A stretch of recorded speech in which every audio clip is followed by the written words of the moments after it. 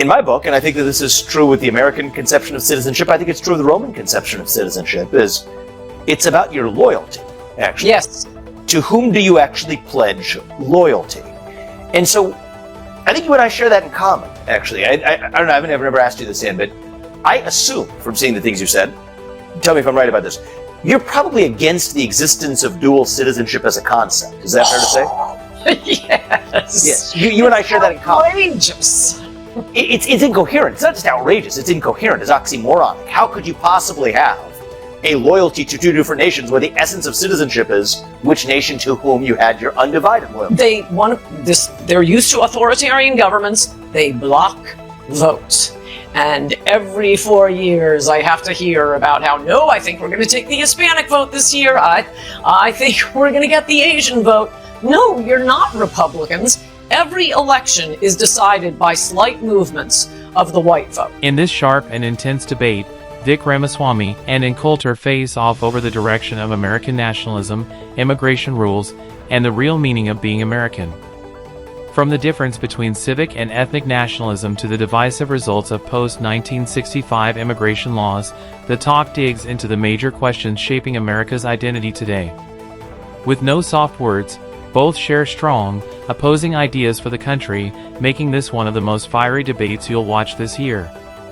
Take a look. Nationalism. Nationalism. It's a touchy word. You're not supposed to say the N-word anymore, but I'll say it. Nationalism. I don't think it has to be a bad word, not in the American context. But there's two kinds of nationalism that I think we need to distinguish between. Historically, nationalism has been associated with ethno-nationalism. Why is that? Most nations are founded on the existence of a single ethnicity, at least as the backdrop of that nation's identity.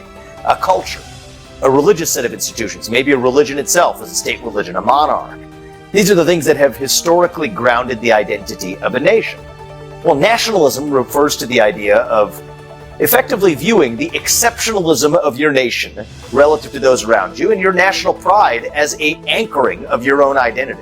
And that's led to, I would say, consequences throughout the course of human history that haven't always been great as judged by posterity. You could think about single-handed dictators for much of American history and global history that have been defined on the back of being nationalist. Well, I don't think that that's necessarily the definition that needs to apply in the American context of civic nationalism. The beautiful thing about America is that we're not a country defined on the basis of necessarily a single cuisine or a single ethnicity or a single religion, but we're a nation defined on a single set of ideals that brought together a divided polyglot and, yes, even religiously diverse group of people 250 years ago. And so I think that's what's at stake in the context of being an American nationalist, is whether or not you're committed to those civic ideals. That's a different question from being an ethno-nationalist.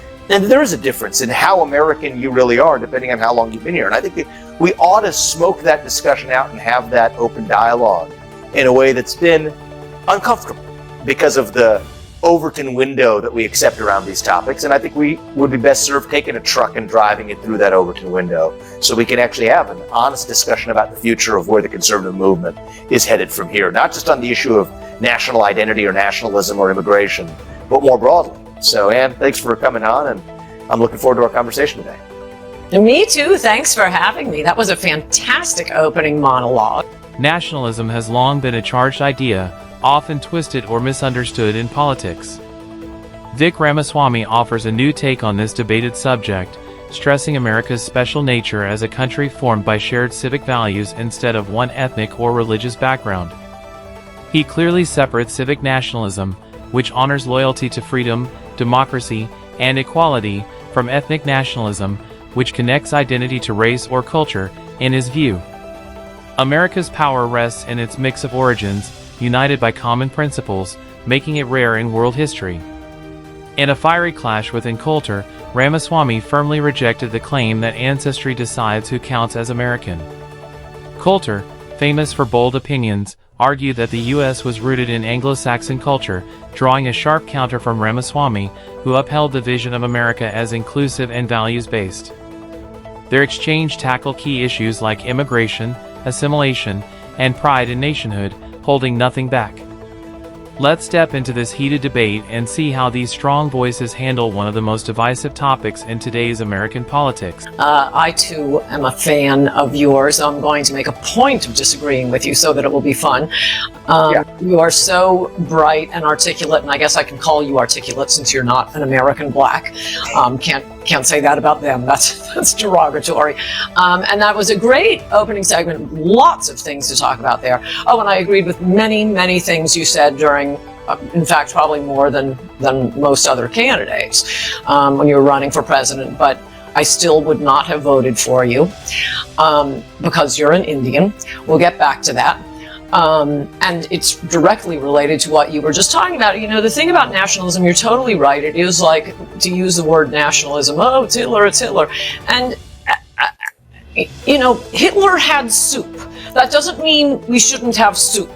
Hitler loved dogs. That doesn't mean you shouldn't love dogs. So I think we have to move past this. If Hitler did it, it must be bad. But I do notice when I was listening to your monologue, I don't think I do use the word nationalism. I would use a word you used in your monologue, which I liked quite a bit, and that's citizenship. There's citizenism. How about Americanism? Yeah. I'd also point out that the only people who are not allowed to be proud of their ethnic group do tend to be Anglo-Saxons. Oh boy, you can't be proud of being white. Whereas, you know, watch a soccer game and see. In my book, and I think that this is true with the American conception of citizenship, I think it's true of the Roman conception of citizenship, is it's about your loyalty, actually. Yes. To whom do you actually pledge loyalty? And so I think you and I share that in common, actually. I don't know, I've never asked you this, Ann, but I assume from seeing the things you said, tell me if I'm right about this, you're probably against the existence of dual citizenship as a concept. Is that fair to say? Yes. Yes. You and I share that in common. Outrageous.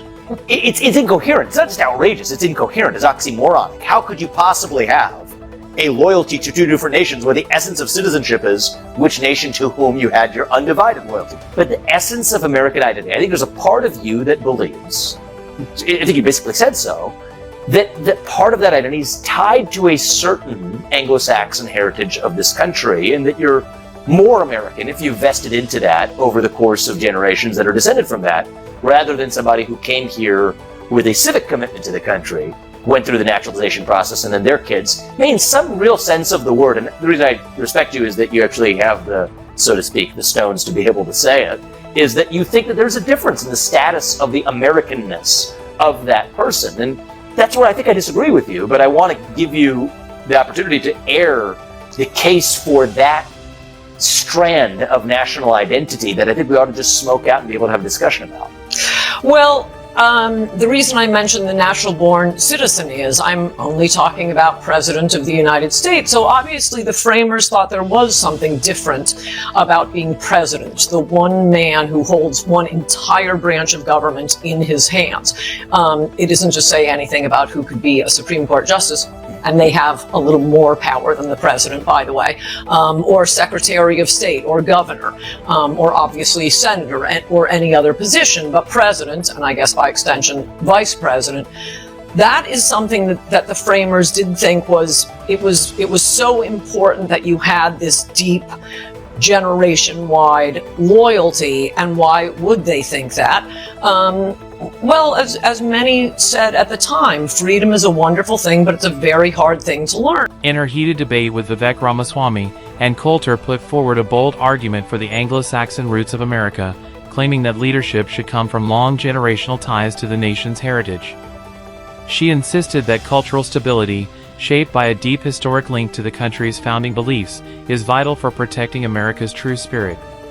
Coulter's stance favored leaders born from tradition and ancestry rather than the broad civic ideals Ramaswamy supports, though she noted the importance of assimilation. Coulter stressed that citizens connected to heritage hold natural differences, sparking a fierce response from Ramaswamy, who pushed back strongly. The pair locked horns in an intense debate over immigration and assimilation, breaking down one of the most urgent questions in American politics today. Take a look.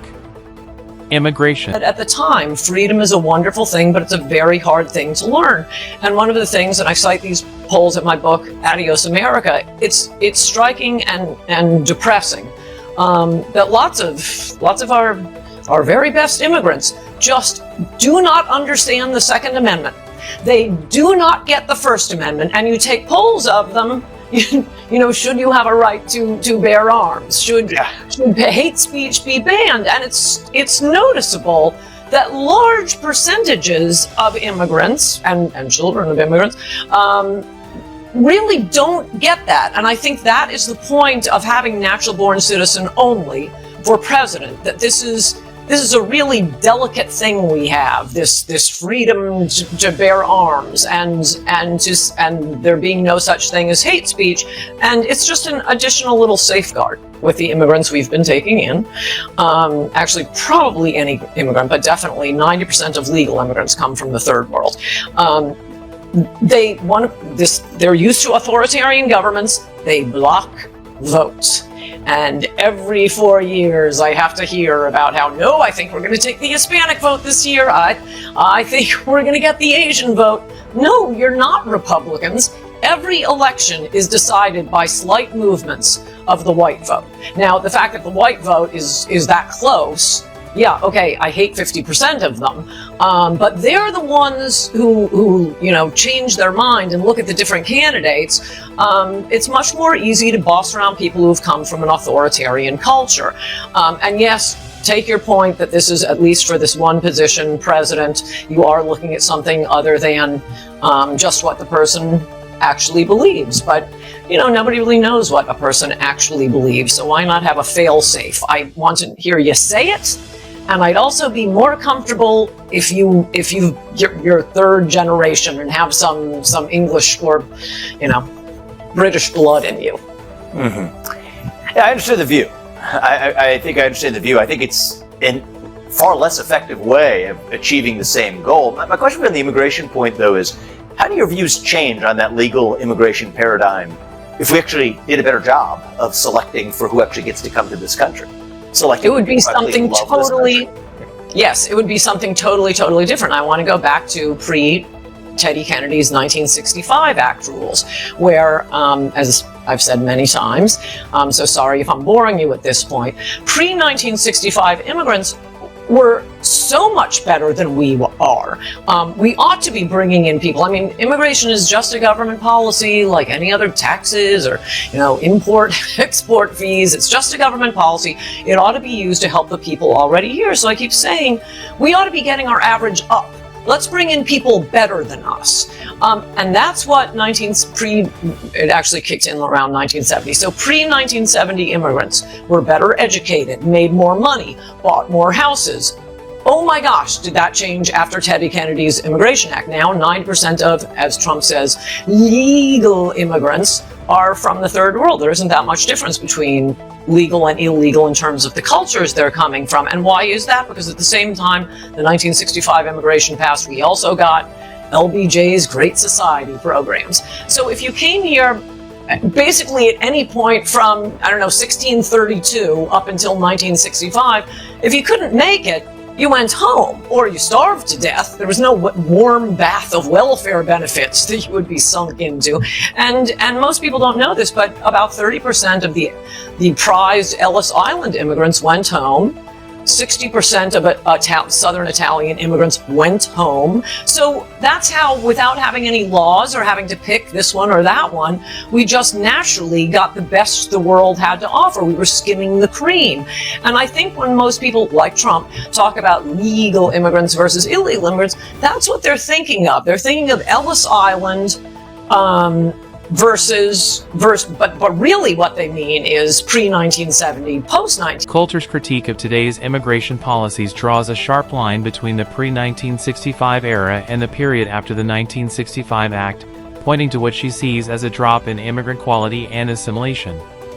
She claims earlier arrivals came with stronger education, more financial independence, and a greater drive to blend into American life, unlike many who came after the Immigration and Nationality Act of 1965. In her view, this law opened the door to people from authoritarian societies who often find it hard to accept American civic values, instead forming separate ethnic communities that resist language and cultural unity.